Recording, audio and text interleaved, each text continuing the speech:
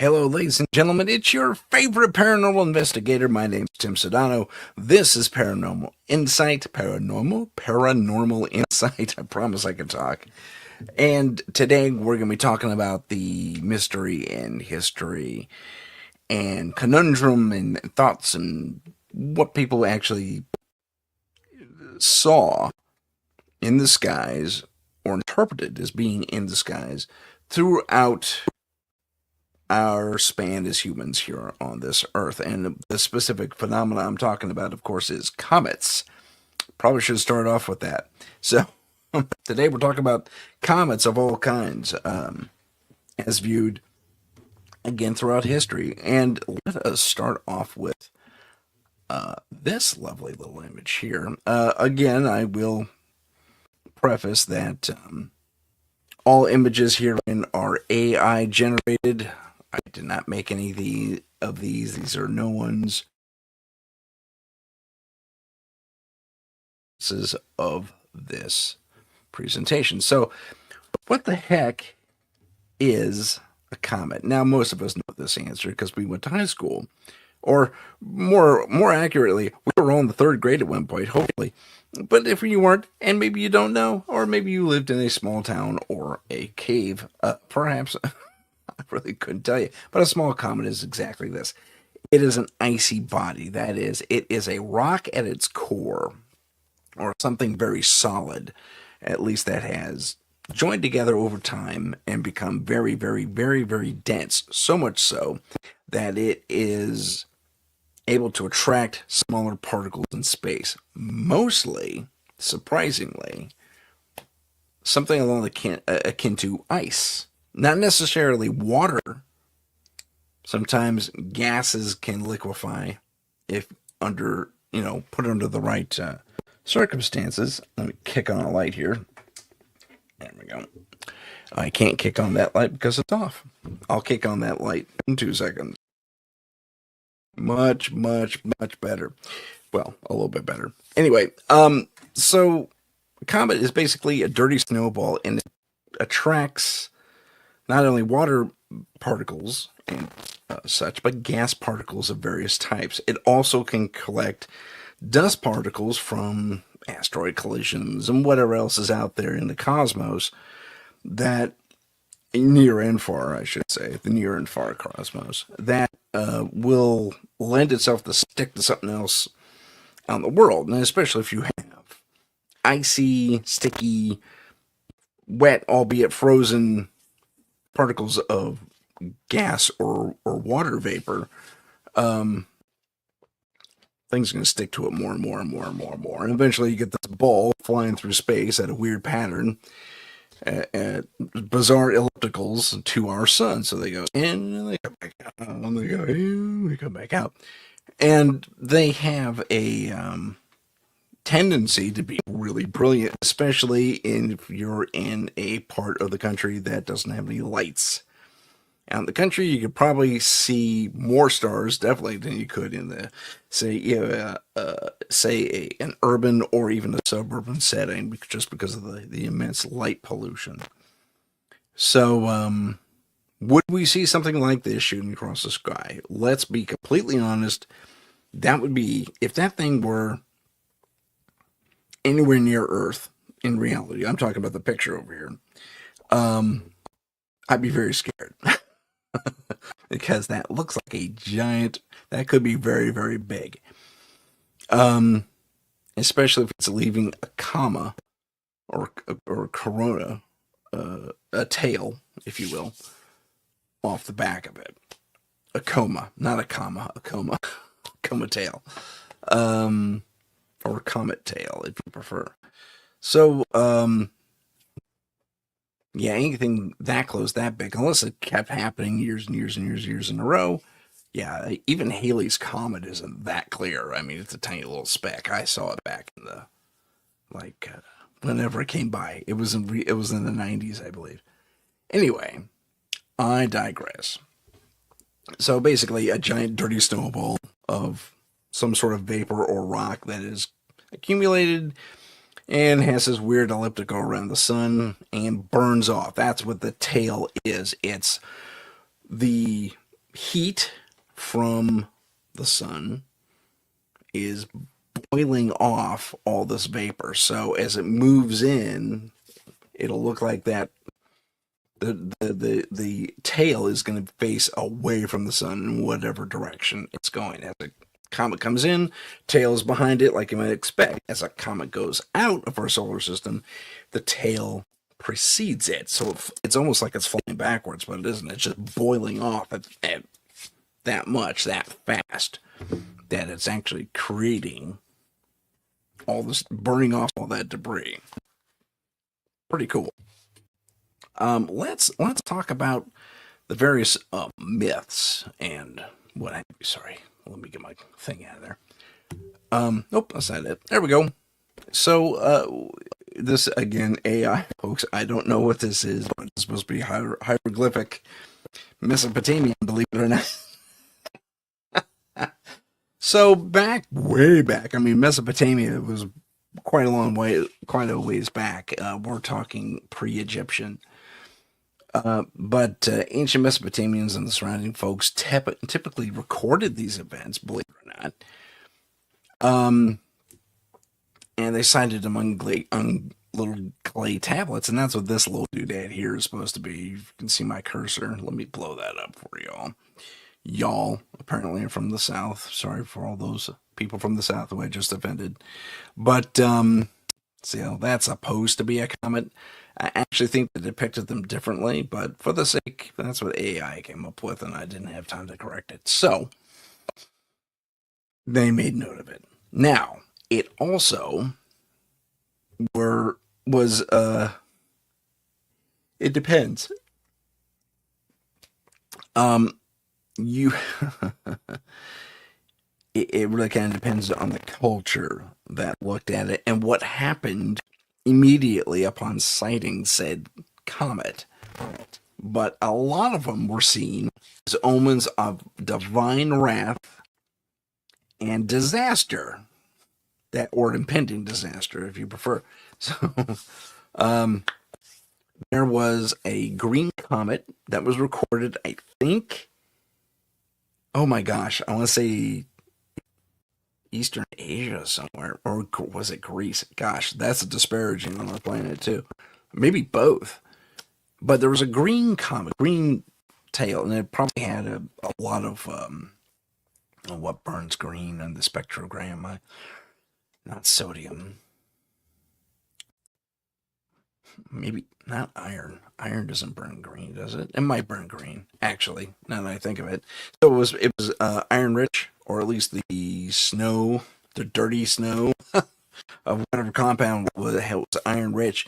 So it was burning off. It was burning off green. Again, I'm not sure if that's the right spectrum color for iron green, but I think it is. But don't quote me on that.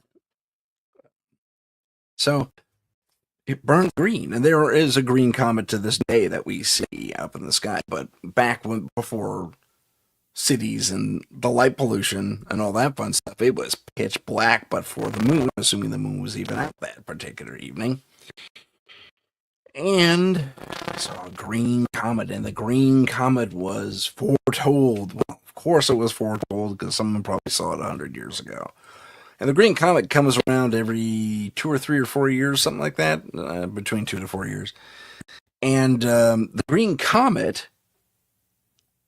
foretold the Great Wave. I think it was Japan. Now I think of it. The Great Wave. I think. That's a tsunami we always see pictures of in the older style of Japanese drawing and artistry.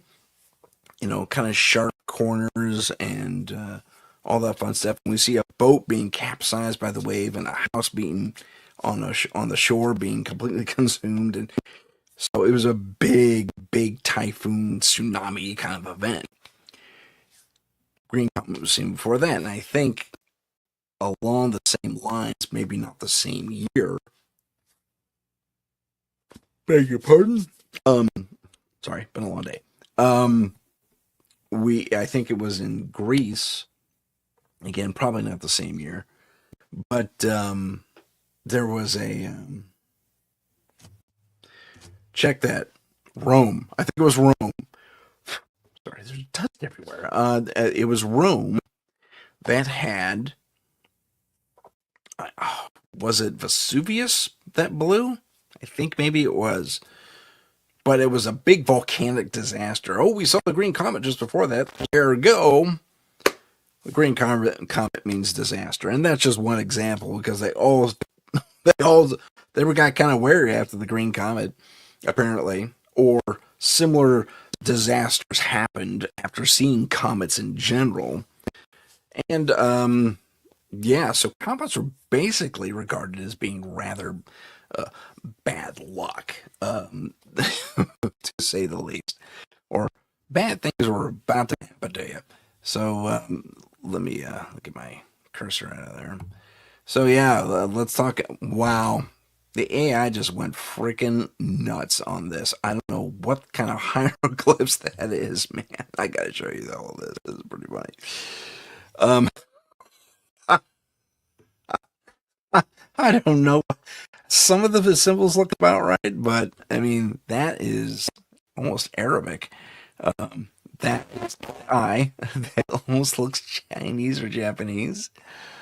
And well, I don't know what's going on with these. This guy's got problems. He's got hands coming out of his head and the whole thing.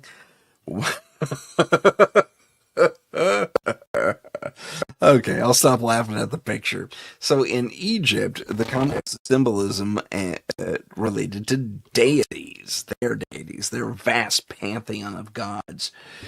And they often associated not just comets, but a lot of stellar phenomena with the god's will, and were often left up to interpretation by priests and whoever on else of the religion. Forgive me, my beard is totally in the way. I'm growing it long on purpose just so I can cut it. It's for a film coming up. I'll talk about that in a minute. Um, so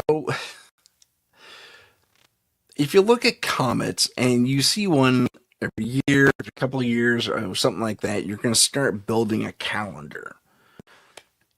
And they come at all times of the year. That's the other.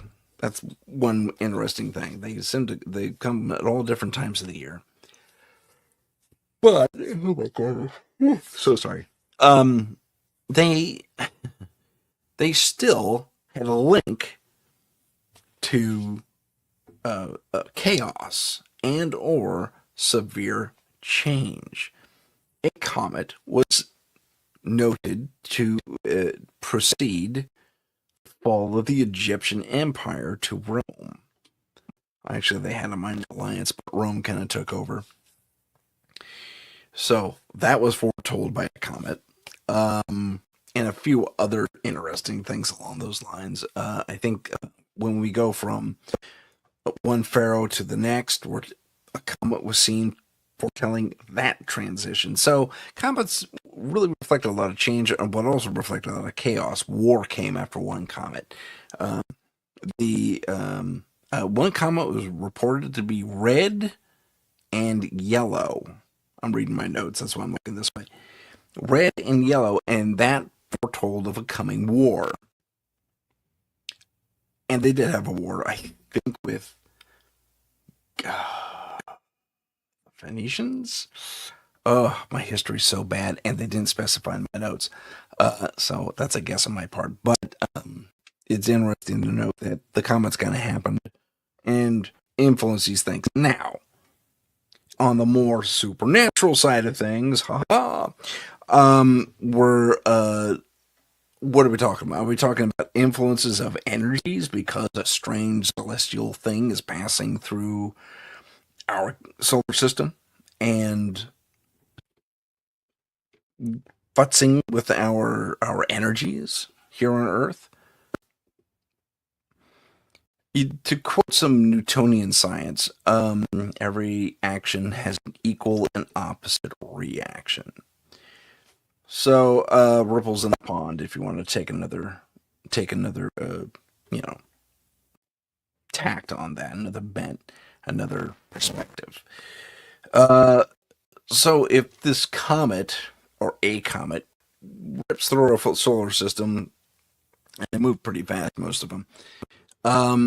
They have to in order to be comets and not asteroids. I'll forget that though. But anyway, they do shoot through our solar system pretty quick, and they do create enough of a impact, so to say, on the environment of the solar system. They've actually been known to not only skew smaller moons. I think one of Saturn's moons got skewed by a near miss, but they're also known to actually, if they pass close enough, to leave wakes in the earth, in the topsoil of the different planets they pass. If not the topsoil, certainly the gaseous upper atmospheres. They're actually disturbed those to one degree or another, and it's been observed, which is really cool to me. It's like, wow, that okay. So that was a near miss. That almost took out Europa's moon or Uranus's moon, but whatever. Um, so, from a scientific aspect, yes, there are subtle changes. From an energetic, more how do I put that? Spiritual slash meta take on things where we, associate things without a lot of due process. Yeah, you could say there's probably an influence, especially if it's seen, especially if it's observed or you're expecting it. It's like, look out, here comes comet number 7 with the green tail and the blue coma and all that fun stuff. It means the corn's going to grow upside down or something like that. But do these effects happen? I'd say they probably do, but probably not to the super effect that we humans have attributed these things. Because if you're looking at something strange in the sky like that, that doesn't come around that often, especially if you're one of our ancients, you're going to give a lot of intent and energy to that thing, and it will probably be reflected. Remember, we are interactive beings. Our fields stretch about 6 foot, our own personal magnetic bubbles. I'm not even close to kidding you. You can look this up. I think the CIA had a paper on it. Stretch about 2, 3, 4, 5, up to 6 feet away from us.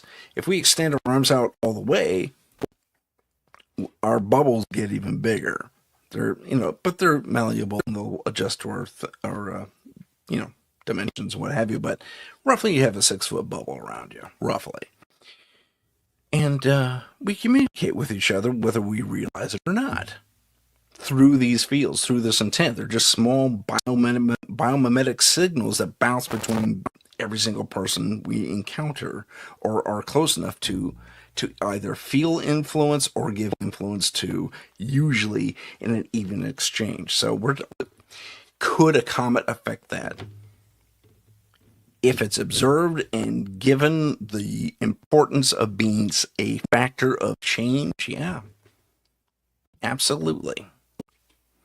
Let's also think on how these things were observed and who was observing these things.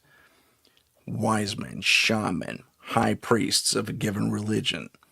Egypt, for example, had like 1 or 2 people that were set. That was their job: observe the stars and report back.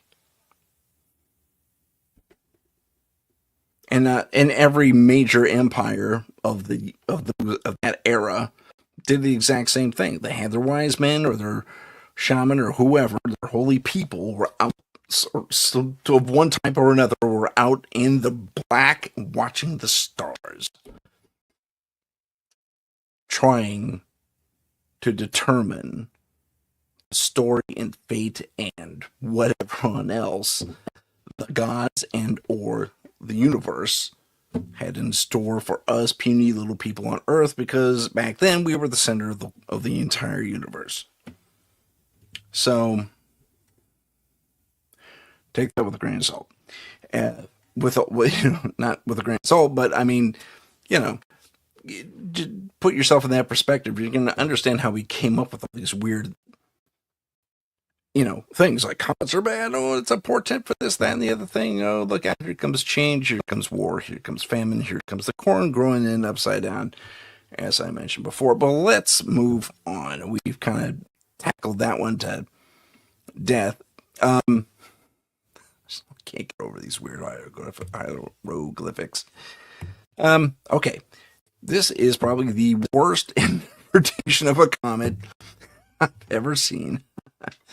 But here it is. I'm going to try and blow that up a little bit. There we go. I'm sorry they're very slide-like and very 70s. Looks like the old 70s slideshow. Wait for the ding, move the slide. Anyway, as I get that back on track, okay, that'll have to do. This is supposed to be a Chinese dragon. More or less there.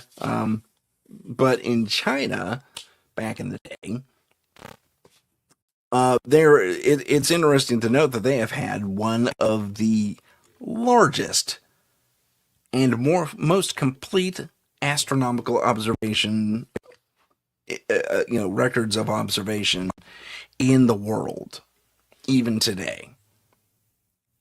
They just, beyond most societies that were intact or stayed intact over the years, over the eons, China kind of has a lot of cities and not cities, but cultures, as far as having the status the hierarchy in society they have today, more or less is the same one they had a few hundred years ago, a few thousand years ago. The leadership style has changed. There's no longer emperors per se, but that doesn't mean that they aren't one of the oldest societies on Earth. Anyway, so and again, they've been just stuck a guy out somewhere in the dark and said, "Watch the stars. Tell us what the gods are saying. Tell us what the universe is telling you." And they have a specific thing here. They had comets were described as broom stars. Broom stars kind of makes sense. A little comet ball, then a long streak, and kind of feathered out at the end. And they were thought to be sweeping the sky, cleaning up the universe, as it were.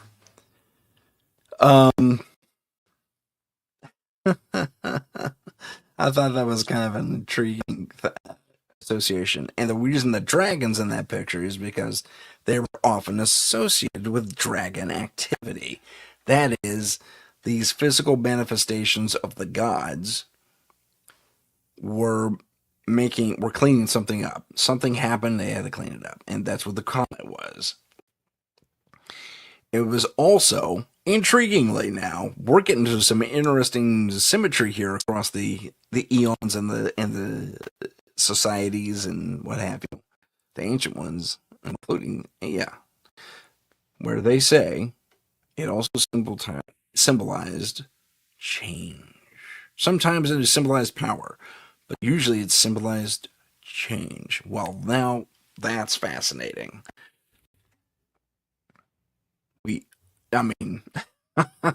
That's pretty fascinating. That, pardon me, the same idea,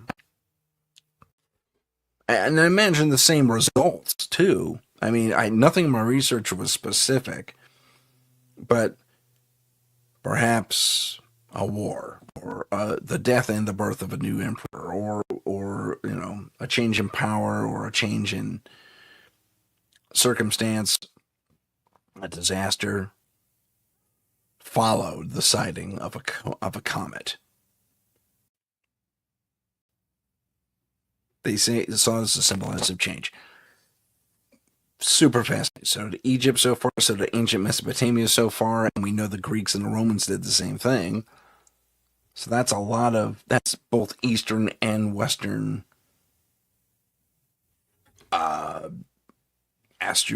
astrological observations meaning the same thing globally way back then. That's just amazing to me because apparently we were pretty cut off, but some say we weren't, but that's a different podcast. Okay. So China says, yeah, back in the day they did, that it was a broom cleaning up the universe, the cosmos, the stars, what have you, which is amazing. Now, oh my gosh, I'm so sorry. As we move on across the globe and across time and across societies, okay, I don't know, man. I'll show you this one. This is supposed to be Indian Vedic language, and it's a rough facsimile, but I guess that's what they were going for. I know I couldn't personally draw that better, but I don't know. So the Indian Vedics back in the day made references to comets, and the text mentioned them as I'm going to mess this up.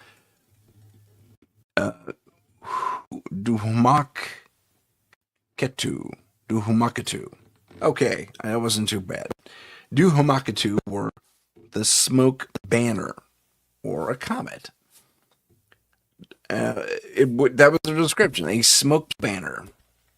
Well, I found that very interesting because I don't know. For me, if I look at a comet today, the here and now, I'm going to instantly think, oh, it's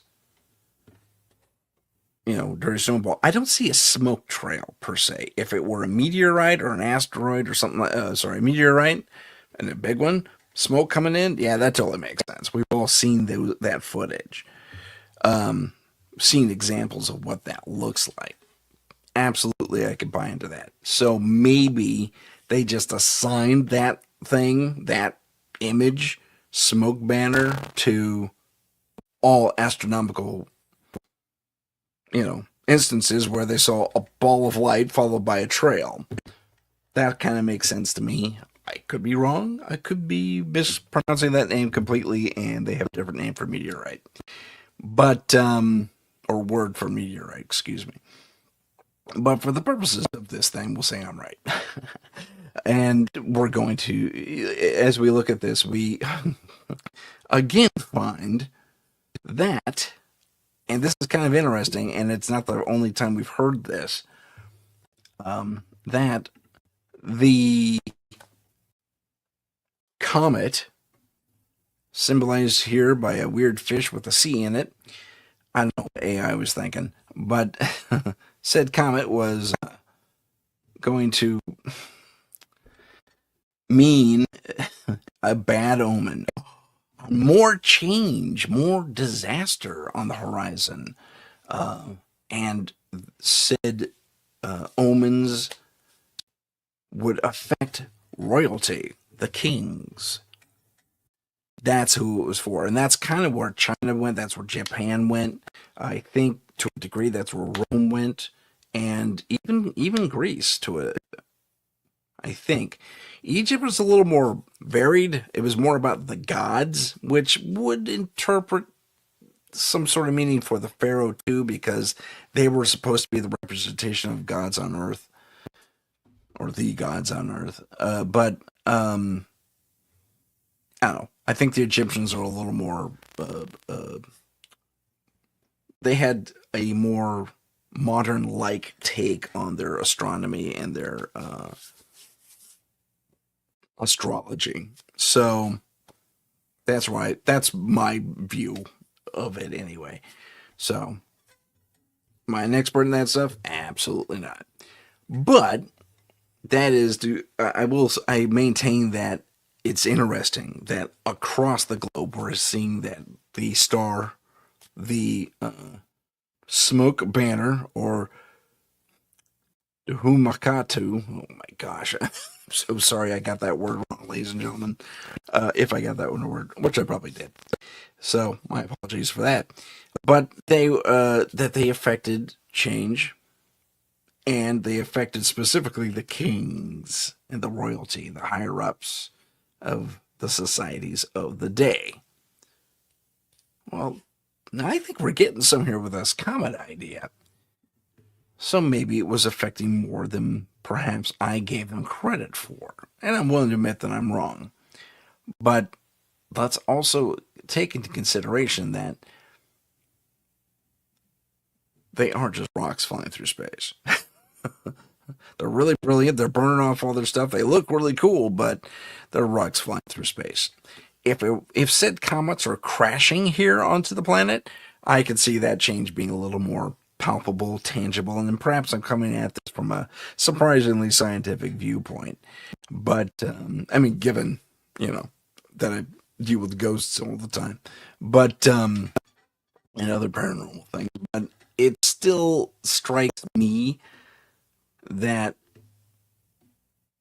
that a rock that far away, even if you take the ripples in a pond, thought process to a something small affecting everything else around it, like ripples in a pond. Throw a rock in a pond, you get ripples, right? Everything smooths out eventually, so maybe there's something to it. But why would it affect the psychology? Perhaps I'm wrong there too. We don't know everything about the energies of the universe and things that are hitting us every day. We just discovered muons about 50, 60 years ago. Muons, just for you, so you all know, are light particles that bombard us, whether we want them to or not. They're shooting through us right now. They don't do us any real harm, but they are or light speed particles just blowing right through us right now. They're what are they called? They're just slightly out of phase, I think, but they're detectable, and we use them for processing the age of things, which is interesting. Kind of like carbon-14 dating, but it's a little more accurate. But it takes forever. I'm done with muons. Let's talk about comets some more. Okay, so we have the fish, the fish Vedic thing here. Wow. And we move on to, nope, that's not it. Yeah, that's it. Hold on, it didn't switch on my computer. There we go. We move on to the Greeks. Now, we talked about the Greeks a little bit. Now, early philosophers of the Greek pantheon, or not the Greek pantheon, Tim, early Greek philosophers debated the nature of comets, which is fascinating. Some saw them for what they were. Although they were wrong, they called them atmospheric phenomena.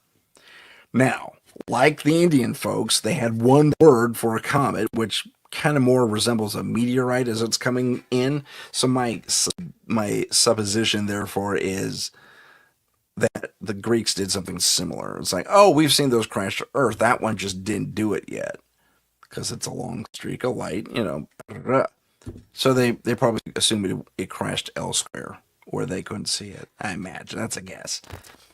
But atmospheric phenomena, a lot of them. Others saw them as celestial bodies. They're on a better path. They're in the right ballpark, so to speak. But here we go again. They were seen as portents. I'm sorry. Now, they were seen as portents for both the good and the bad. So there was a good portent. Oh, I saw a comet on a Tuesday at let's say at 6 p.m. That means your corn is gonna grow right side up. Corn crop's gonna be great. I don't think they grew corn in Greece, but I'm just using it as a metaphor. But sorry, my desk is squeaking. But I appreciate the Greeks that they thought about it for what it was. I mean, just they made a really direct observation. It wasn't necessarily about what the gods were saying or doing or affecting. because they interacted with them way more than most societies.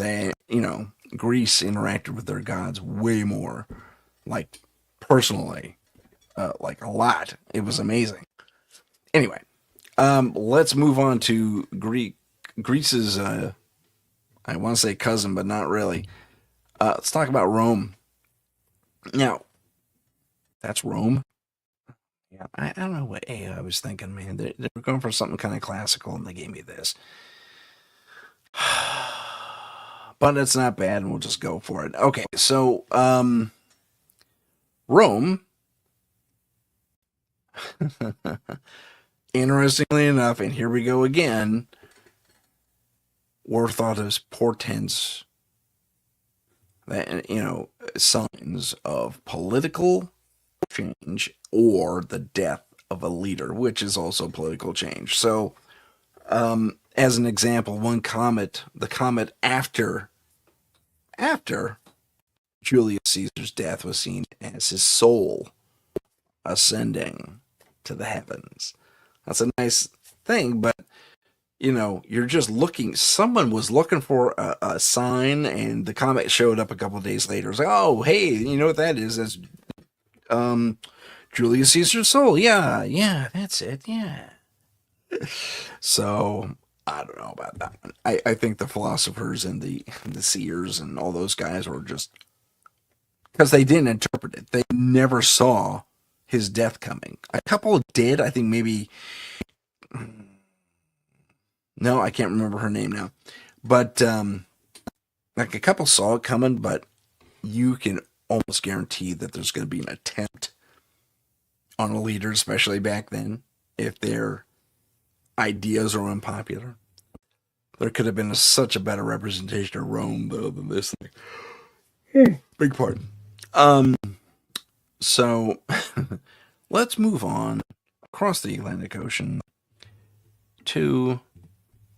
Yep, that's what I think of when I think of Mesopotamia. I think the slides might be out of. There we go. That's better. I said Mesopotamia, didn't I? I meant Mesoamericans. I can't talk at all. I'm so sorry. What kind of podcast host am I? So here we have a temple with comets flying overhead. Actually, they kind of look like meteorites, with this one being in front of the cloud, especially. But let's see what comet lore in the Maya and Aztec world were saying. According to notes, I skipped something. That's why we had the long slide. So let's do Mesoamerica, then we'll go back and catch up. The cultures recorded the comets in their various codices and what have you. And similar to China, they were observing all the time out for eons. I mean, millennia, So they had a pretty good record of this stuff. But their interpretation was, as you might expect, ready? For something bad.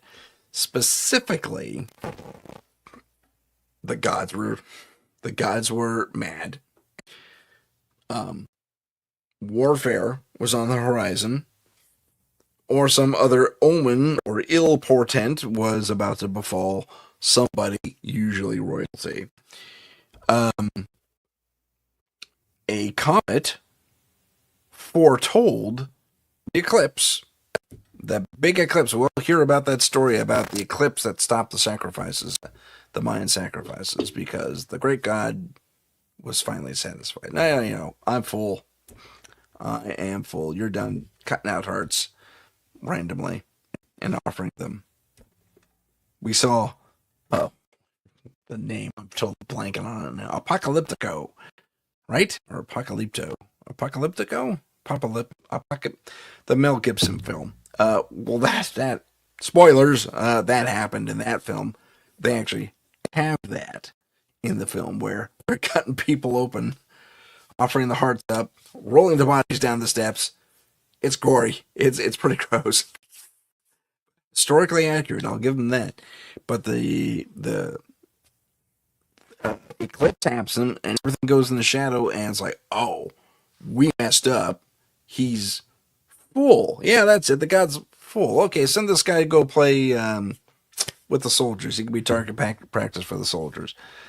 And I don't think I give too much away because you're going to love it. It's a great film. But let's go back a slide. We're going to go back a slide and look at Norse. Whoops. Look at. Whoops. Norse mythology. Okay. That does not look anywhere near Norse to me, or Nordic, or anything like that.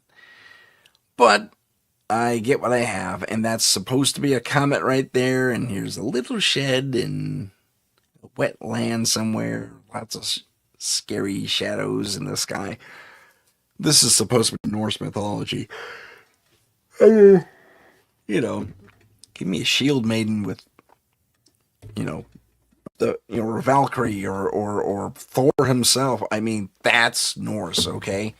I don't know what AI was thinking, but you get what you pay for, which was, it was free. So, in Norse mythology, such things, including the sighting of comets, was, they had these fiery celestial events where I think they were experiencing a meteor storm versus comets per se. But they were thought to be, are you ready for this? Are you ready? 3 guesses. Signs of Ragnarok, or the end of the world.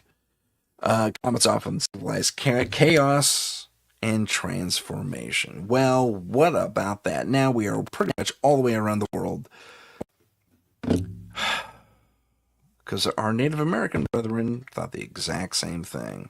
If you take in the Mesoamerican account, you can translate that right north, because the Great Migration from the Bering Strait on down, yeah, you get where I'm going. So, they symbolize chaos and transformation, and bad things are going to happen. And so, maybe I am wrong, but I have not seen any direct or been shown any direct evidence that would say, yep, comets flying through our solar system mess stuff up. Guess we'll find out. We have a big comet or large astral body floating around our solar system right now, causing a lot of stir. Let's go to, and I can't wait to see this slide, because, I review them, they're this small, but when I get them here, they're a little bit bigger, and it's like, oh, okay. So, I don't know. Not what I would call Aboriginal. It looks kind of African to me, especially with the elephant. Let's call that Aboriginal, because that's a little bit closer. So we're talking about Australian Aborigines, specifically. They incorporated comets into their oral traditions and stories, and they often symbolized, need I say it? Yes, I do, because it's a little bit different. They often symbolize spirits or warnings. So, something on the horizon, something bad was going to happen. So it's halfway following that usual trend we're seeing in our ancient civilizations. Okay. So we not only went around the world, we backtracked a little bit, went back the other way and south, and we ended up in Australia, and they say the exact same thing. Comets equal chaos to one degree or another. Some bad thing is going to happen to one degree or another. And not always on time, because the whole Julius Caesar thing saw the comet happen after his death. And that's when they assigned, oh yeah, the comet's his soul. Yeah, that's it, yeah. My stupid lying guy impression there. Please forgive me for that. But let's, as we go through all this, and as I review my notes one more time, you're going to see this crop up quite a bit. Now, where it changes is when it comes to petroglyphs, not unlike this one, And hold on, I gotta find it in earlier paintings. So they've always been there. If you look at this, and this is supposed to be a comet, I think this is supposed to be a comet. I really don't know what AI was thinking with these circles in the rocks, but it's the closest thing to a petroglyph they gave me. So as we look at this, it's like there's always been a fascination with comets. I mean, they're weird. They look strange. There are these big commas in the sky, or comas. But, you know, you've seen one, you've seen them all, really. They might change color varyingly. I mean, if one streaks past the Earth at Mach whatever it's going, goes pretty fast. But it's like Mach 11. It's way up there. It's pretty fast. But and we get a little rumble from it, yeah, then I can see, and it happens yearly or every 3 years or every 20 years, yeah, then I can see really getting scared by it. Maybe that's me, though. Maybe I need a near miss to really make me pay attention where something happening in the distance doesn't really affect me or phase me one way or another. Unless it's like a giant explosion or something like that. But none of that happens. Oh, there's another comet in the sky. I guess I'll tell someone it's going to mean bad things on the horizon to beware. I mean, better safe than sorry. I mean, if a priest is going to see this stuff all the time in the sky and see the same stuff every single year or every 3 years or whatever, and they work out the pattern, they're going to go, oh, just stuff flying around the sky. This isn't, it's on a schedule. Oh, come on. I can't. So now we got to. Man, the corn. Okay, so now I gotta tell everyone the corn's gonna grow upside down every 4 freaking years. Gotta make a note of that somewhere. You see what I'm saying? The priests and the sages and the wise men and the wise people and all that shaman and what have you are gonna put it all together. And they're gonna go, oh, that's a rock in the sky. Well, probably didn't know that much, but this happens all the freaking time, so it's natural, you know. I'm the only one looking up every single night. I'm the only one, so they're going to rely on me. And the leader, the king or the prince or whoever's in charge, he wants me to say all these crazy things that are going to make him look better as a ruler or fire up the people to back his play on the next war. And if it doesn't come, he has to inspire it so the prophecy comes true. And I mean, we've seen that play out time and time again throughout human history. So comets are getting the bad rap in my personal estimation. But I digress. We're talking about history of comets, and that was just my comment on history. We are moving on. Okay. So, that's Australia roughly, and then we go to whoopsie, I can't do it won't work. There we go. Okay. This is supposed to be Polynesian, and they're half right. AI is doing some weird stuff, as usual. So here's a Polynesian representation. Not really, but on the right path, I guess. So the Polynesians were master sailors. I mean, Portuguese didn't have anything on these guys, okay? They sailed these little boats everywhere, and they used the stars, and they would see comets, of course. And because they paid attention, they used them exactly as you might think. Oh, it's that comet in the sky again. Okay, we go that way when it's here at this point in the sky. When it's at this point in the sky, we go that way. Otherwise, we're going to hit those rocks between Island 1 and Island 2.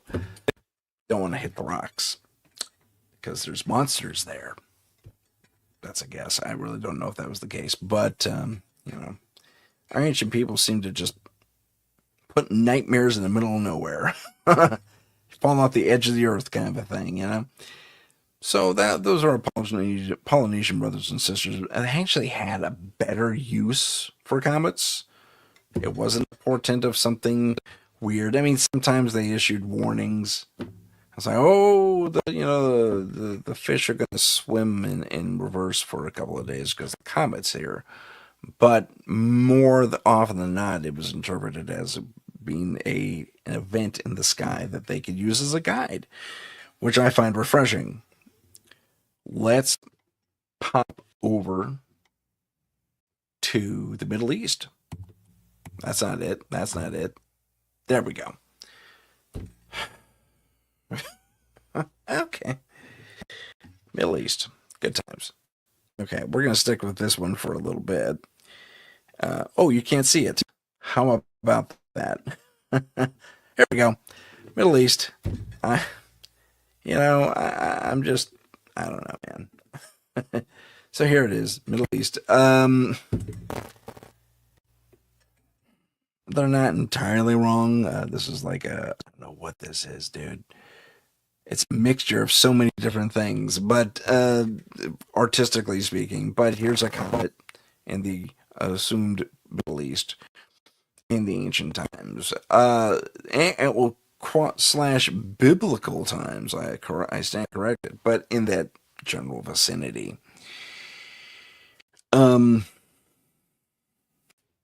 We have biblical texts. Excuse me. That reference fiery signs in the sky. Now, sometimes those are interpreted as comets, although comets aren't really that fiery per se. Meteorites sure are. Yeah. So I think, again, we're dealing with that interpretation. It's like if it's a streaky thing in the sky, it's got to be a fiery whatever. So that one's way far off. That's all. It hasn't reached us yet. It hasn't smoked yet. So it's way out there. And they were right about that part. Sure was. But three guys, you guessed it right if you guessed it the first time.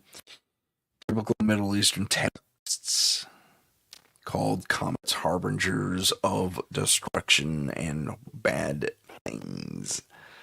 Lots of superstition around them. And lots of stuff related to them as far as bad stuff was going to happen. Dire warning, divine warnings and signs and thunder and lightning and cats and dogs living together and all that fun stuff. Thank you, Ghostbusters, for that line. That was a fantastic line. As we move ahead here, actually, I tell you what, we're going to take a brief, but too brief. Let's see. As soon as I figure out how to work my computer. There we go. We're going to take a brief look at some the station identification and a few commercials. So we'll be back in a minute 14. See you soon. This is the United Public Radio Network, 107.7 FM in New Orleans and 105.3 in the Gulf Coast. UPRN talkradio.com. Esoteric programming at its finest. Long ago in the ancient world, the Tribus Omnis Lux, later known as the Tridents, were celebrated heroes, defenders of humanity against unspeakable monsters. Today, they continue that sacred duty in secret, hunting the dark evils that lurk just beyond the shadows. They are the Trident of Light.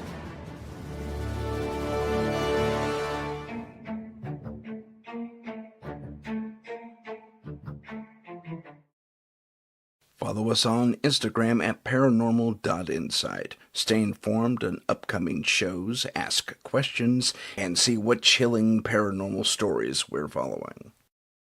Don't forget to follow us on YouTube at paranormal_insight. Click the live tab to see our latest videos. Hello, ladies and gentlemen, and welcome back. My name is Tim Sudano. This is the second half of Paranormal Insight, and we're talking about comets across time and history and myth and folklore and all kinds of fun stuff. You may want to take a sip. There we go. Should have done that earlier off the air, but So, where we left off was here in the Middle East in biblical times, and for whatever reason. Oh, my little thing changed. Sorry, I'm having technical difficulties. Well, Okay. Oh, it's went vertical for some reason. Yep. Having trouble with the what's it? Well, that's okay. I'll just do this. Oh, that didn't help at all. Um, let's see. I'll do that. Okay, we'll do that for now. So this was the biblical times, according to AI, but it doesn't quite match up with what I know. But que sera. Now here we have a early scientist. Now in the early days of when science was really starting to come to the forefront, I mean, we're kind of dealing secretly in the dark ages, and even before that, when philosophers and inventors were coming up with things like Pythagoras and all those guys. So we're kind of between that time and the dark ages, and people were looking at what the heck are comets? Why this guy is holding a circular thing to his beard, I couldn't tell you, but he is. Um,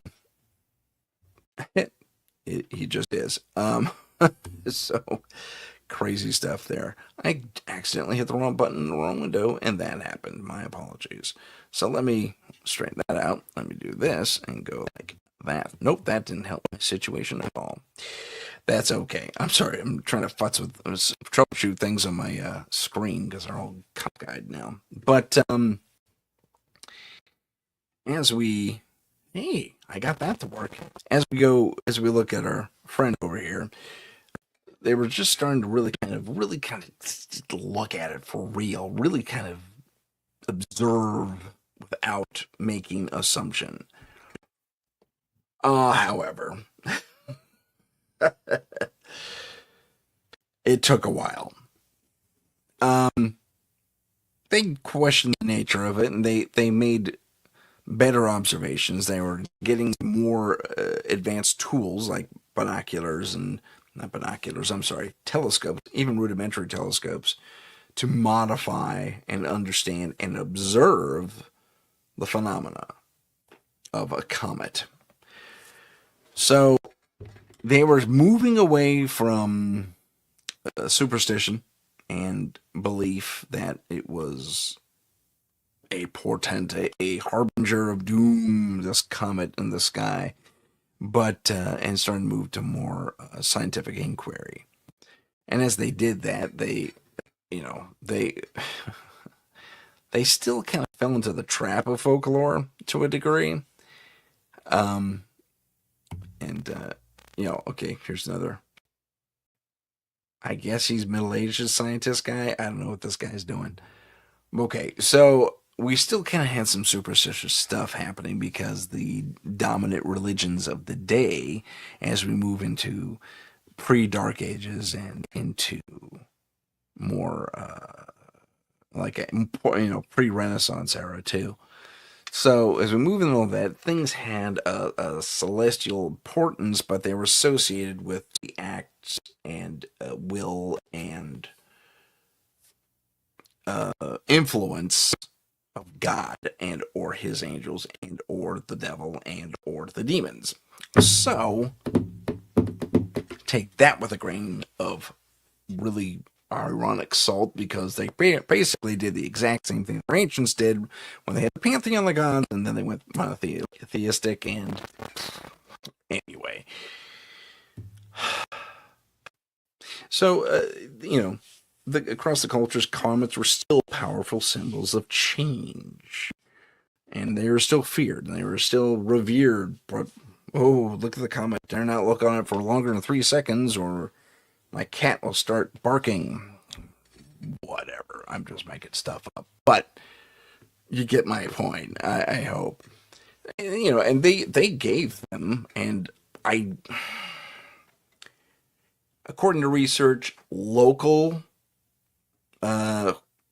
priests and parish runners and reverends and what have you, monks, whatever, allowed people to create the narrative of what they were seeing in the sky. Now we're talking about a lesser educated public. I mean, maybe a third grade education on average. And as far as the poorer communities go, which was a vast amount of the people. Whereas today, at least in America and other Western cultures or cultures similar to America, we actually have a middle class that is really relatively well educated, and even our poorer classes are relatively well educated. Is that the so take into account that if you just have one class thin ribbon of people in the maybe the top 5% of wealth and education and stature, in the community or in the larger country or empire or whatever it was, you had a lot of, perhaps you had a few good logical thinkers in the lower echelons of a given community, but a lot of times you were dealing with people who were very easily influenced by things in the sky and people coming up with knee-jerk reactions to an event. This is a very poor representation of a comet, I have to admit. So take that for what it's worth. But what we have here is more like a lightning bolt. AI just kind of just chucked it on, that's what stuck to its wall. But that's okay. But something strange and phenomenal like this, as an example, happening is, would be the thing that people go, oh my goodness, it's a sign. It's a sign. And I think that's largely where things went awry and why comets, even in the more advanced eras, albeit limitedly, as science was coming to the forefront, and I mean, very, very beginnings, very, very early, where people were, dressing like this guy.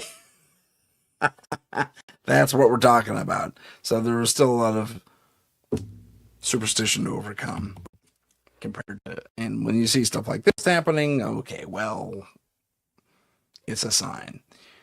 But nonetheless,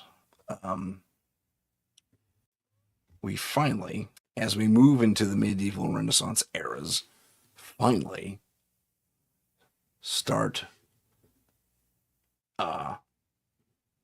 moving into I guess, a more scientific take. However, as this picture would no doubt let you know, we have a bunch of people with sticks and pitchforks around a fire as a comet streaks overhead.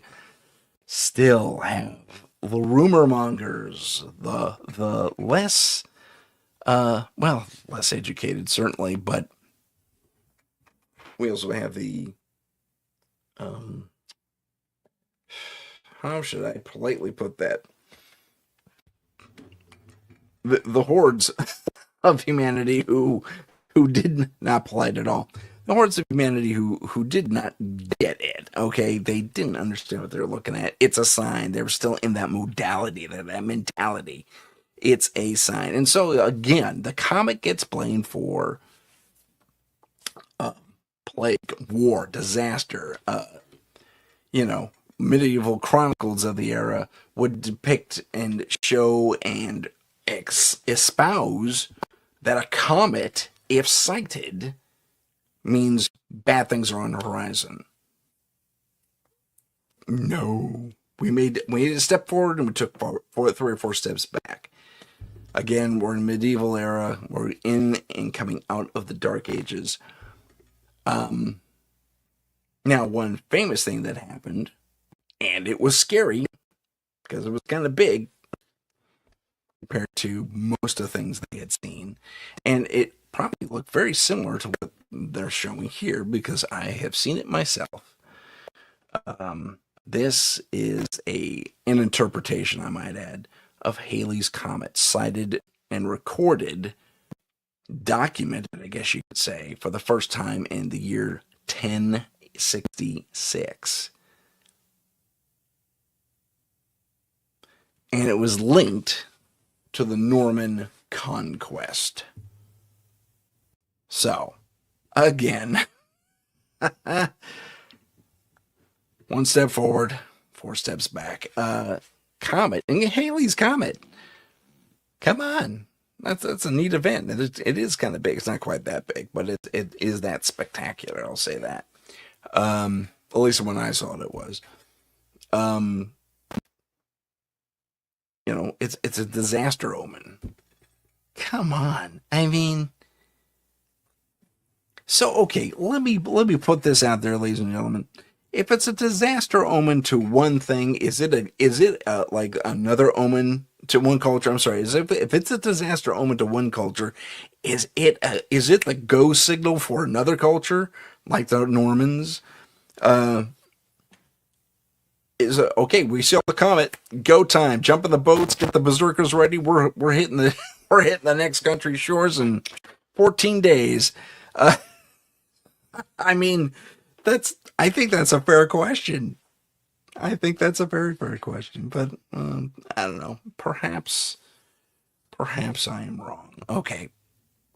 As we move forward through time, we look at the Islamic Golden Age, an era of history. Hey, that's not working at all. Hold on. Something went goofball. There we go. So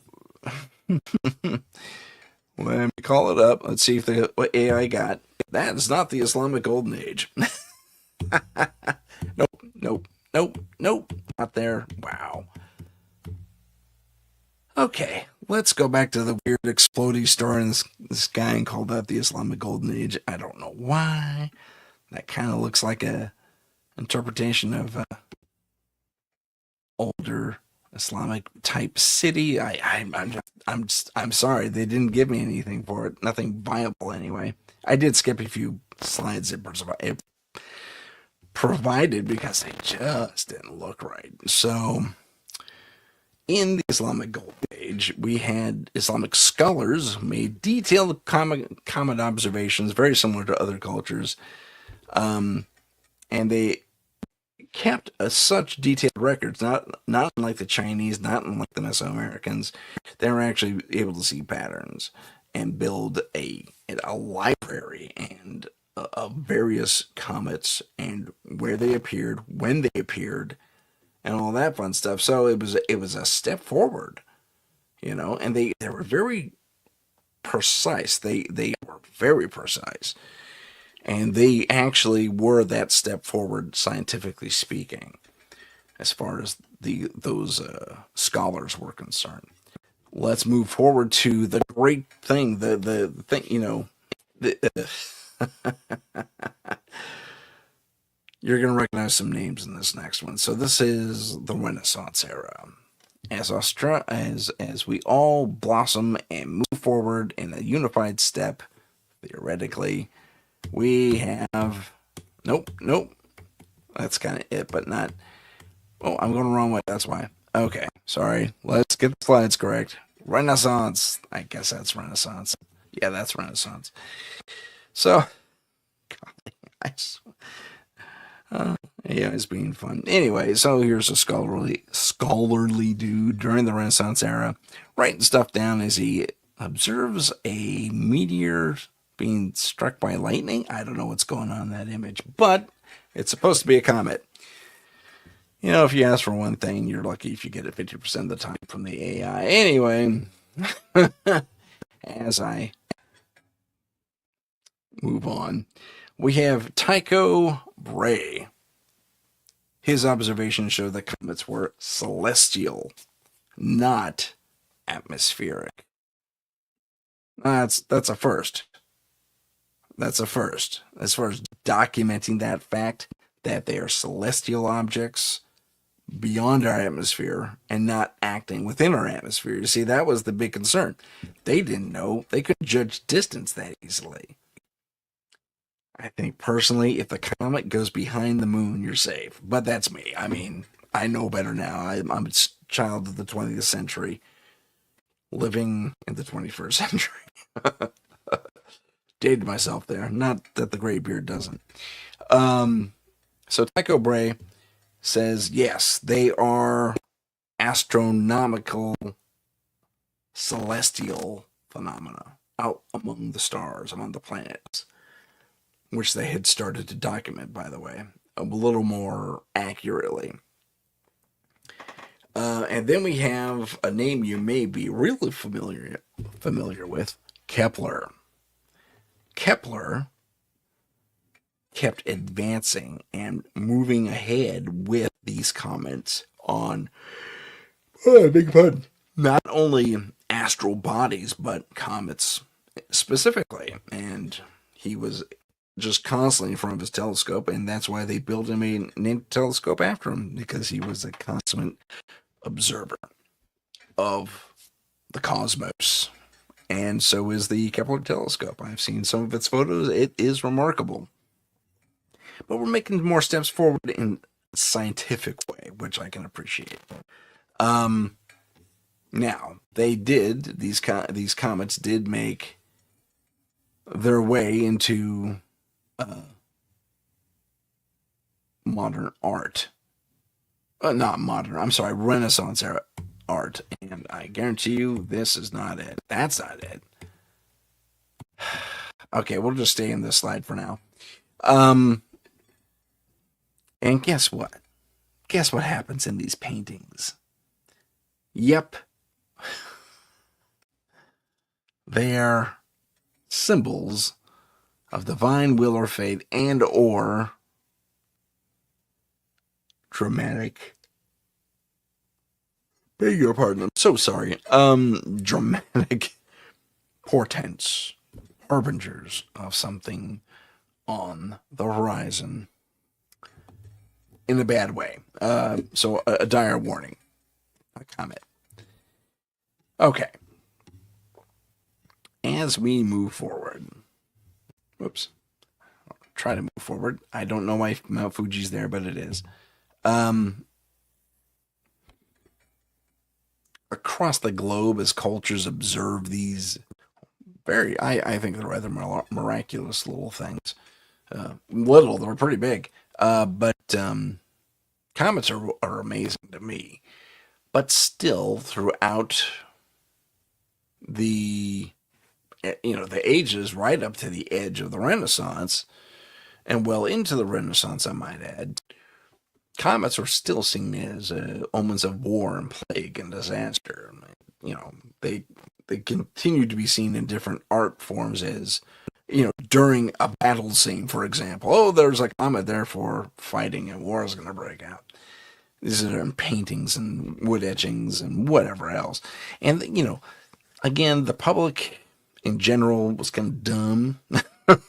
They're very, very, just had mob mentality, left, right, and center. To the castle, go get the monster. I mean, it's that level of idiocy. I hate to speak ill of our past people, but comparatively, we're freaking geniuses to them. Anyway, still, they fell into the trap that the comet was a bad portent. If we talk about, we kind of talked about this a little bit. China and Japan had and I guess that's why this slide is here. Japan and China had, people who lived in little pagodas, just like on this hill here, observing. That was their job. They lived for it, kind of like a lighthouse keeper. They were the astronomers, man. And once in a while, they sent their messengers down, say, tell this to the emperor, tell this to the king, tell this to the princess. Who knows? Tell them to watch out. Their cat will start barking any old day now. But more than my silly little comment there was, again, real fear and superstition compared to the science. This is kind of, for me, where the Renaissance really just kind of bubbled and took most of the Western world to a much higher level intellectually, as far as the art and the science and everything. More your higher intellectual pursuits were severely elevated. I mean, we had thinkers and artists like Da Vinci, who not only made beautiful paintings, but I mean, he was so revered. One artist, another famous Renaissance artist, and I forget who, always commented that he was jealous of Da Vinci because he always put blood in the veins of his creations. Like he could, not literally, but the creations were so lifelike in the image that you would swear that someone posed, and they didn't. No, he didn't have many models posing for him. Not really. It was all up here that he made most of his creations. But I mean, Da Vinci's awesome, and that's all I'm saying. But as one quarter of our hemisphere of the world starts blossoming, it seems other cultures have already had their golden age, are on a weird backslide because pretty much, not entirely, but pretty much around the world at that time, everyone else is more or less in the Dark Ages still, clinging to older myths and legends and stuff about not only the cosmos, but the world and the land around them. But I digress. Let's talk a little more about comets. So, as we move forward, let's look at the African continent and the North. I'm sorry, African. I may have skipped something here. Yeah, here we go. I did skip something, but I'll get back to it. Many African cultures viewed comets as spiritual messengers or signs, which kind of makes sense. But the stories were often linked to the gods, not too dissimilar to the Egyptians that said, "Oh, okay, so the gods tell me, okay, so the comet's going right instead of left on a Wednesday, and that means the pharaoh's going to trip and stub his toe." And at one point or another, it probably happened within a week. I told you that's what the comet would say, and so I think we could generalize and take some basic lift from the Egyptian thing, and it basically translates to the same thing. But for the African folklore, it was not only a warning, but oh my gosh, I'm so sorry. But it was a personal message for a lot of things. Okay, did you see the comet on Tuesday? Yeah. Which way was it pointing? Oh, it was pointing to the right. That's your right. That audience is right, by the way, I think. Oh, okay. So it's pointing to the right. And what time of the day did you see it? Oh, the sun had just gone down. Oh, okay. So it's pointing to the right. Sun had just gone down. And talk about you. You were facing what direction? I was facing west. Okay. So your goat is going to get sick in 15 days. Just be prepared for it. Get the remedies ready because your goat's going to get sick. You don't need a sick goat. No one needs a sick goat. So keep an eye on that. That's just one possibility of a thing, of a reading of the sky. But they were personalized like that. So look out for your goat. Oh, okay, your daughter's gonna start going funny in one eye. I mean, obviously, there's an amount of observation here. When you go to a wise person or a shaman, they're going to go,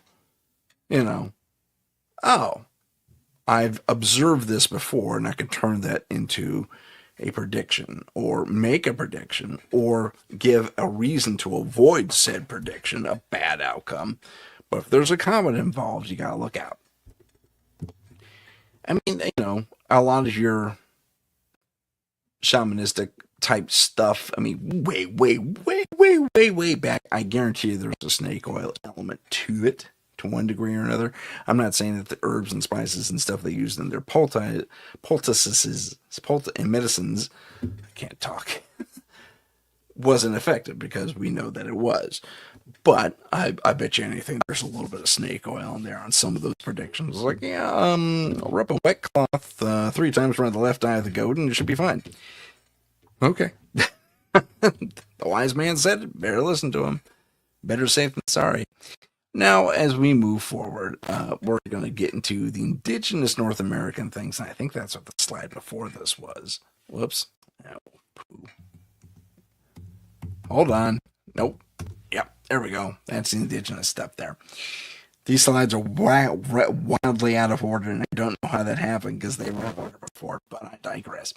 So, in indigenous North American comet beliefs, as my notes say, they verified stories connecting comets to spirits, change, and, yep, warnings.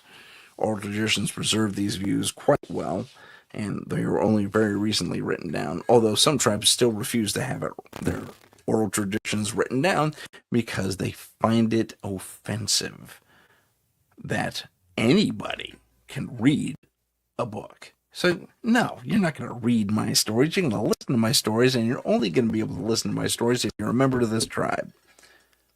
Or if someone went outside of the tribe, off the reservation, or what have you, and told these stories when they really shouldn't have, because it's not their story to tell. It's the community story to tell. And I, as the elder, or I, as the chief, or I, as the shaman, have the right to tell anybody these stories, unless you're going to become, a person like me. So, and again, that's an older mindset, but even today, some of those tribes still kind of hang on to that. It's like they will not write down their oral traditions. Their oral traditions and their stories are so well known and so well, put together as a narrative that they have nothing gets lost. You ask if you're able to ask a great grandmother, aged lady, who heard the story when she was a kid, is this the same story you heard? Word for word. I mean, that's an amazing gift, really. But I got off on a tangent there about how no one writes down their oral traditions. But I digress. I mean, it worked for the Vikings. I don't know why it wouldn't work for anyone else. But again, here we go. Now, as we move forward in time and we look at some more advanced stuff, and you probably caught a glimpse of this. Aha, an old, printing press. Okay. Okay. I gotta show you guys this. It doesn't make any sense. It's a printing press that prints books.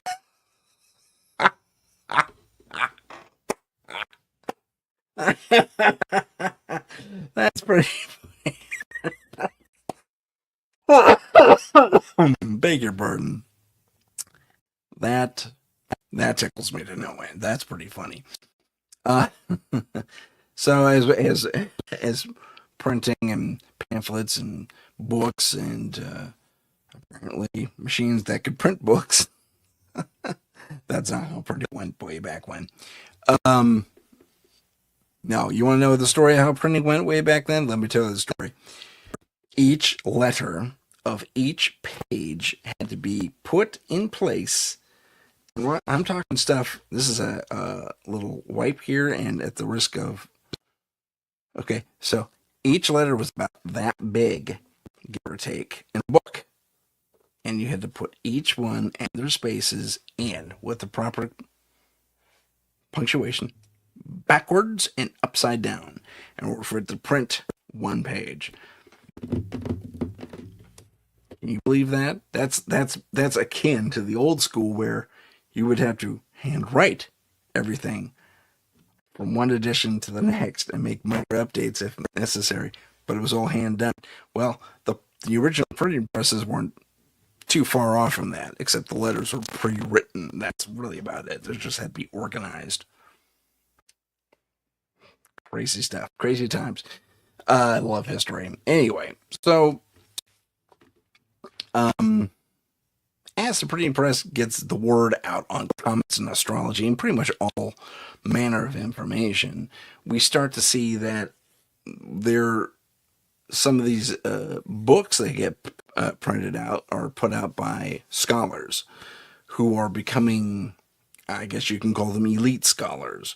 They had a very specific discipline in astronomy or astrology or what have you.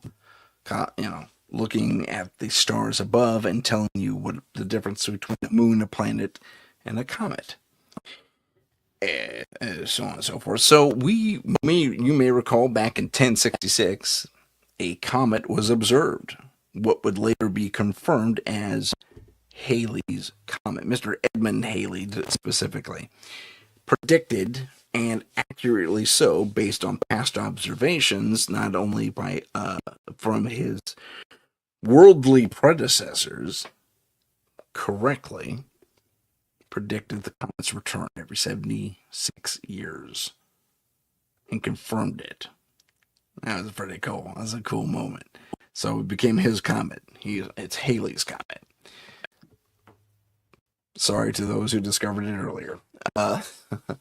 But it was a milestone in astronomy because we confirmed orbit and orbits in general. Now, we already kind of, at this time, had an idea that everything didn't revolve around the Earth, that the Earth revolved and her planets revolved around the sun. We had that sussed out. Now, so we had the basic ideas of orbit. Our moon, for example, orbits us. They kind of figured that part out. And then they thought, well, if that's an orbit, if planets orbit the sun and the moon orbits us, what's a comet doing? Is it just flying around willy-nilly? No, it'd be more like, well, willy-nilly. It'd be out there doing whatever it wants to do. But no, it was predictable. And Halley put that together. He said, on this day at this time, we're going to start seeing the comet in the sky. A few days later, it's going to be super prominent. And a few days after that, it's going to be weaker again. But the comet's going to switch because it's moving away from the sun. And he predicted every single one of those moments quite accurately. I think he was off by a few hours on one thing or another. But, Halley nailed it because he took the time to observe past observations, no matter how old or obscure they were. And, that's a heck of a puzzle to put together. I gotta tell you, especially if you're dealing with ancient reference material that isn't always, one, accurate, or two, not flowerly put. Flowerly put. Today's exercise is flowerly. See, I can't say it anymore. Where the language is flowery is what I'm trying to say. But so he was able to do it. Kudos for Edmund. That's good stuff, Mr. Halley. But the symbolism in Renaissance culture, as things move forward, and we're kind of bopping between certain centuries now, and going backwards even a little bit, we're still dealing with what they meant. And what they meant held. Now, here's the change in the Renaissance era. And, sorry, let me get out of the printing press here. Yeah. Okay, I'll stick with this. It's a little more advanced than I wanted. So actually, let me go back here. Renaissance. Okay. So back in the Renaissance era, again, we had to step back in time a piece. But one thing changes, for the most part. Those who are able to read books, the comet still holds that more supernatural, primordial fear response. It's a portent of something horrible on the horizon for either an individual or a country or a leader or the world. As we move and we move on. Okay, so we're at the weird book printing press. It's still just floors me. So I cannot recall what's after this. There we go. So this is supposed to be a telescope. Didn't I mean, I get it. It's a little cartoony, but I get it. So telescopes were becoming a little more commonplace, but the large telescopes from observatories was really the thing. That was the big deal. They weren't that powerful, but they could still observe things a bit more closely, a bit more carefully. And because of the motion of our planet meets the motions of other planets, we were able to keep a planet in range for quite a long time. And so too is the case with comets. Now they were studied more. In 1910, I forgot to mention, in 1910, when Halley's comet came back as Halley predicted, it still had this, I don't know, I guess, while natural, still at the same time, kind of unfounded fear. They thought the comet was going to hit the Earth because it was so large in the sky. Probably at one point it might, but I don't think its orbit is along that plane, for starters. But, yeah. So, 1910, he makes his thing, and, it opens up the scientific world even further than the Renaissance did. People were getting telescopes left, right, and center. People were going to school to learn the sciences so they could look through these giant telescopes at the various observatories, which there weren't very many of. In fact, I live in my town. I have a hill behind me called Mount Hamilton. I say behind me because it's literally that way, that cardinal direction. It's on Mount Hamilton, and on Mount Hamilton is the Lick Observatory. It is the first ever observatory in North America. At least in North America, yeah. First ever one. And it's old. I've been up there a couple of times, and it is old. They have a new one right next to it, but they kept the old one, and the old one's still pretty cool to look through. I gotta tell you, it's pretty neat. It'd be, the glass is a little faded, the mirror's a little foggy, but it's still pretty cool.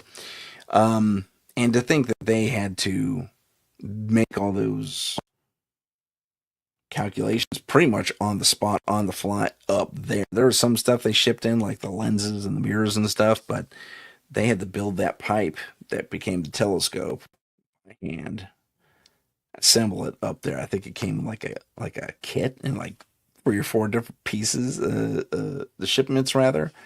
And we're talking bolts and welding equipment and all that fun stuff.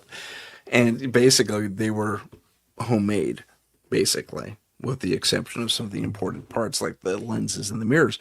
But although I do recall a story that the main observational lens broke or was damaged somehow, that the human eye looks through, and so no one can use it for a while. So one of the guys figured out how to smith a new lens, and they used that for a little while, and I think it was out of someone's glasses.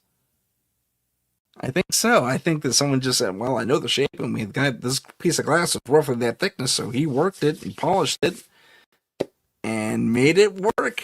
I think it was temporary though, because they got a real replacement piece like 3 months later. But some guys are still able to make observations through the telescope, which is pretty cool. Okay, back to the real thing though. To the topic, rather. The yeah, that really did happen. But anyway. Okay, so while telescopes fueled fascination with science, it still had more of a mystery to it. Like, what's this weird thing traveling through space? Why don't planets look like that? Why don't other stars look like that? Why don't moons look like that? What is happening to a comet that we don't understand? So this you can kind of this might be one of the first instances, although certainly not the first, of I guess you can call it media manipulation, because a writer took a guess that the comet was leaking poisonous gases that were going to seep down to Earth. A writer came up with that. Leave it to a writer. But a reporter, actually, a journalist, said, yeah, that's how I took it. That's how I took some weird explanation as I was speaking to an astrophysicist somewhere at a bar. Yeah, this poisonous gas is all over the place, and yeah, they're gonna rain on Earth. Okay, I gotta go. Yeah. So that's also just a little teleplay in my head that I decided to put over the airwaves for all of you to see. My embarrassment knows no bounds. Um, Moving on. So, as we moved forward in time, as we got a little bit more scientific, yep, we went back in time on this. We still, again, held on to some scientific premises. This is a weird one for me, this little picture here, because we're in the colonial times by the look of it, although the colonial gentlemen, and maybe we're looking at a fraternity of some sort, because they're all seem to be wearing robes. But one guy's the guy speaking has a microphone, and they appear to have some sort of projection of the comet right about there. And even have a little owl in the corner. I don't know what's going on. I don't get it. But that is our scientific, like the meeting of the minds kind of a thing.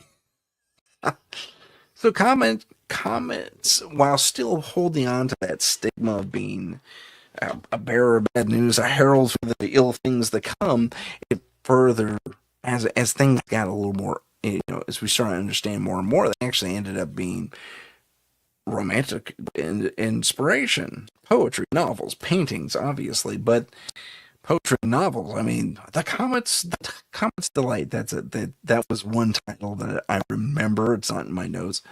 The Comet's Delight, and the Comet's Delight basically revolved around a weird poem.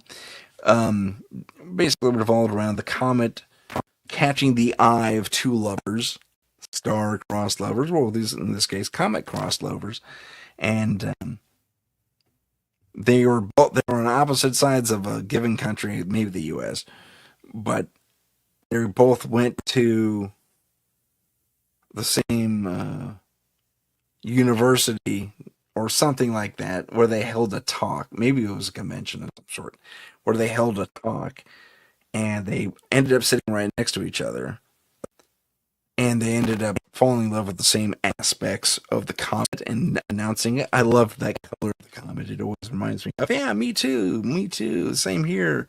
So the me too's and the same here's leads to love, and they named their first son Haley after the comet. It's a cute little story slash poem. But anyway, let us move on. But yeah, the comet is coming into its own. It's moving away from the thing of fear, the embodiment of disaster, to a more romanticized thing, which is, I guess, good for the comet in general. But let's not forget, it's a rock in space, pretty big rock in space, going pretty quick. That's really about it. But we humans are strange. We must give it panache. We must give it, gravitas. We must imbibe it with imbibe it. Okay, we'll go with imbibe it with our fears and our loves and our hopes and our dreams and all that fun stuff. But again, it's still just a rock in space. But it is a spectacular rock in space. I will admit that. It is one of the more phenomenal visuals in the night sky.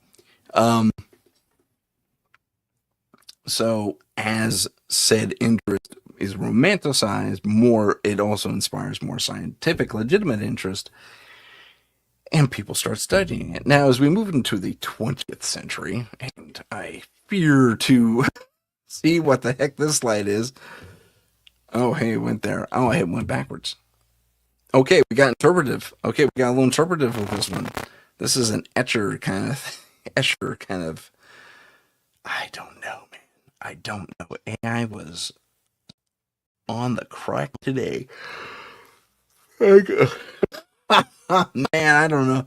I don't know what's going on because I got an electric telescope observing a Sputnik looking comet, and a weird little hand reaching through a mirror on another kind of device, telescope-like device somewhere in the country. Because, hey, when I go out to the country, I bring my electric telescope and a mirror and something else. Okay, well, enjoying the acid trip that AI provides us every single day. That's a weird one. Supposed to be a film, believe it or not.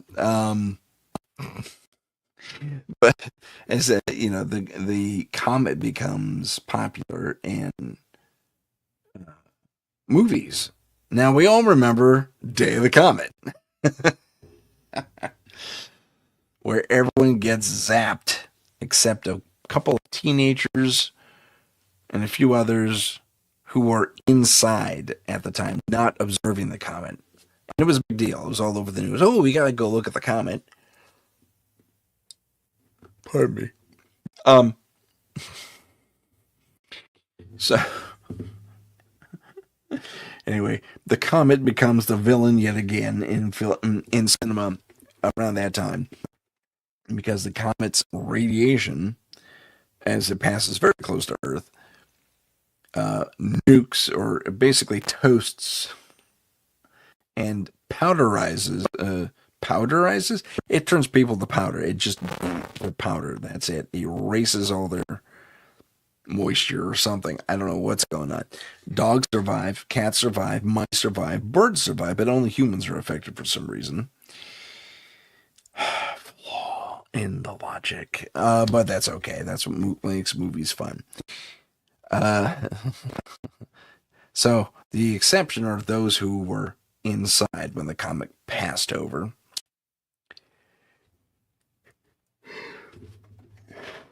So sorry. I'm laughing and yawning at the same time.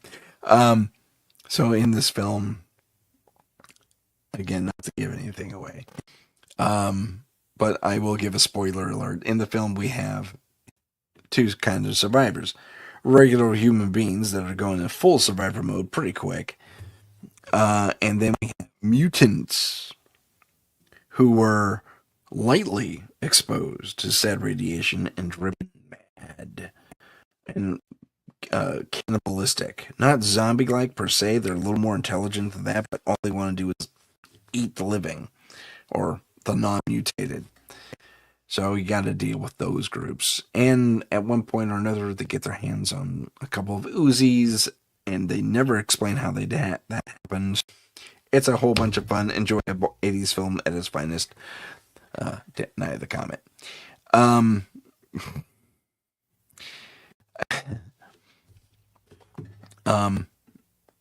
As we move along, whoops, I went backwards again.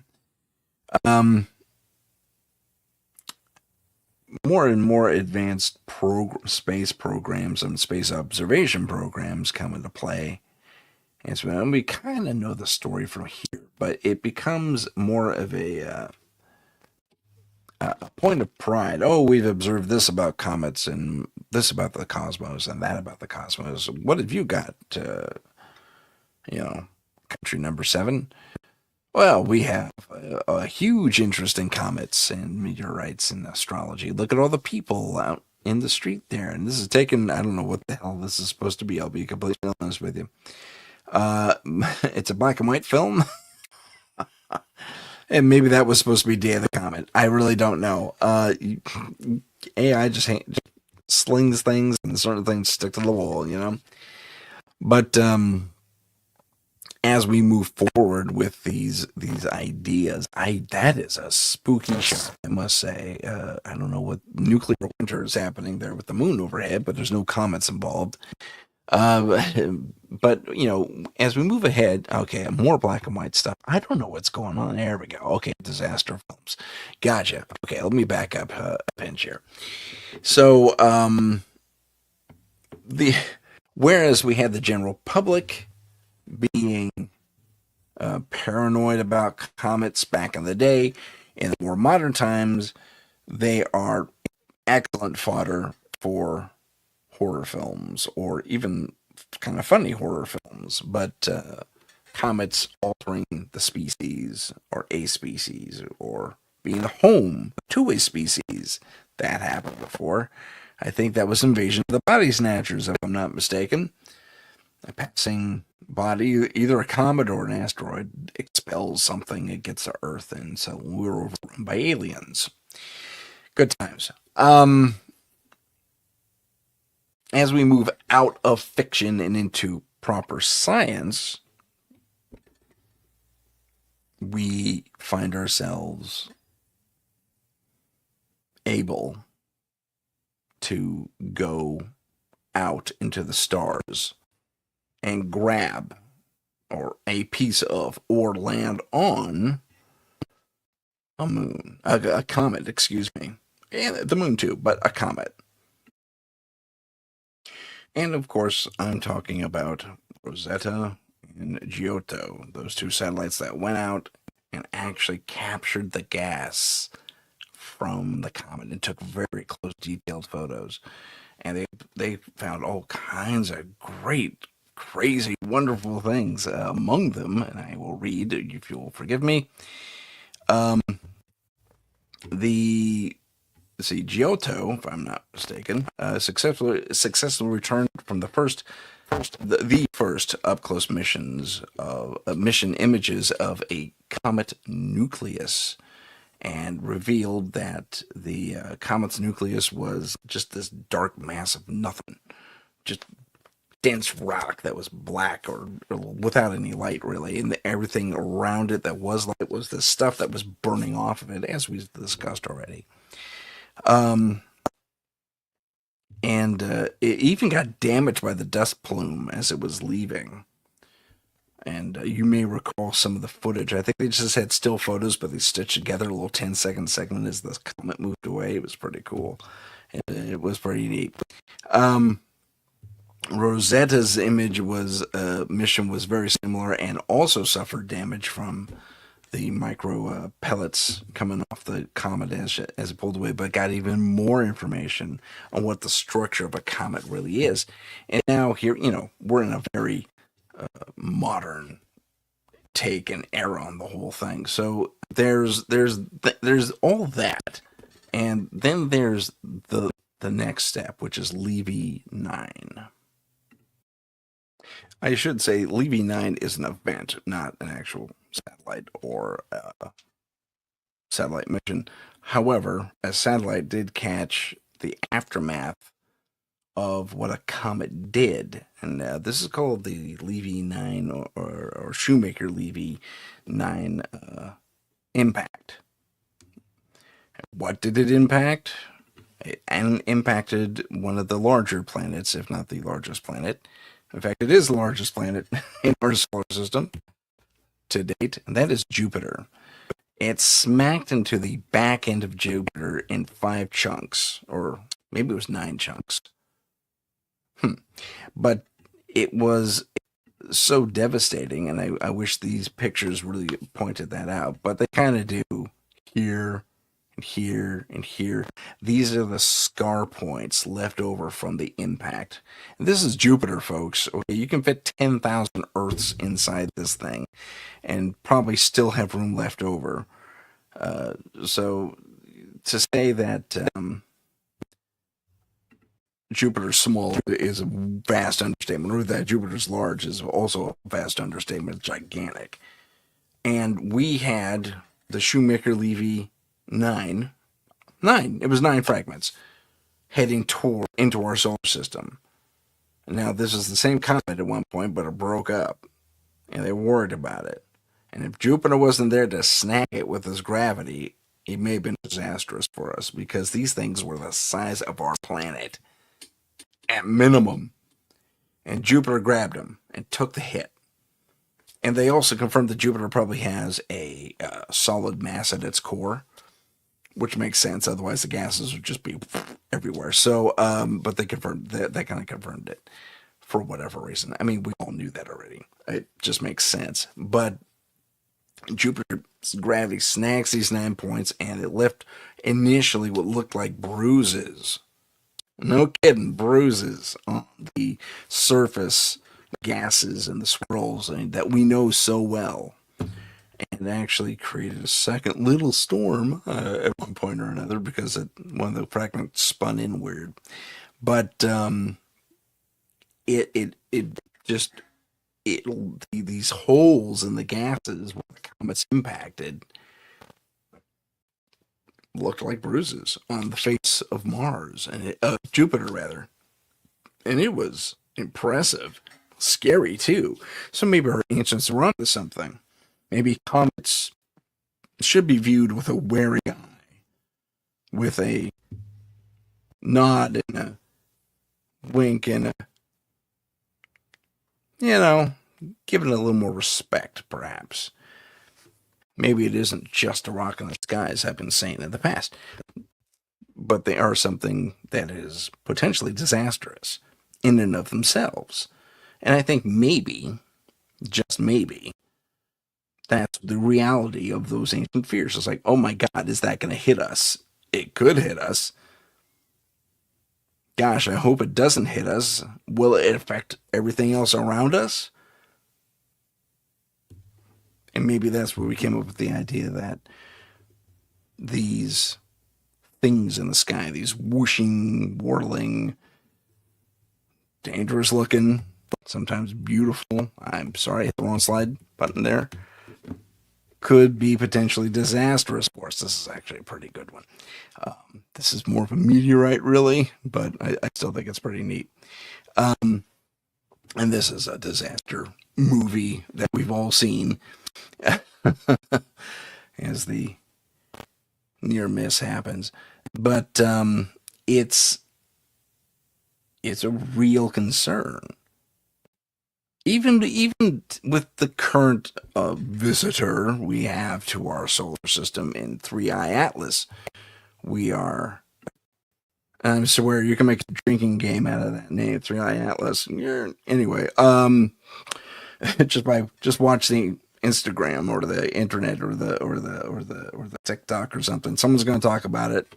Take a shot. But I'm kidding. Don't do that. Please don't do that. Do not do that.